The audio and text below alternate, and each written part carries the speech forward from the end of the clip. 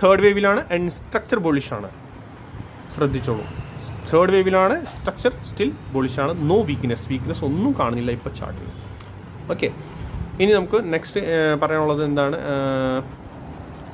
അതെ, third wave regular viewer, third വേവിൽ ഏത് പാറ്റേൺ ഫോം ആകാറുണ്ട്? ചാനൽ അല്ലേ? നിങ്ങൾക്കത് അറിയില്ലെങ്കിൽ നിങ്ങൾ വീഡിയോസ് കണ്ടിട്ടില്ല. കാരണം പ്രോപ്പർലി ഇതിൻ്റെ വീഡിയോസ് നിങ്ങൾ 3 വീഡിയോസ് ലില്ലർ വ്യൂവിനും കണ്ടിട്ടില്ല. തേർഡ് വേവിൻ്റെ ഒരു പാറ്റേൺ ആണ് ചാനൽ.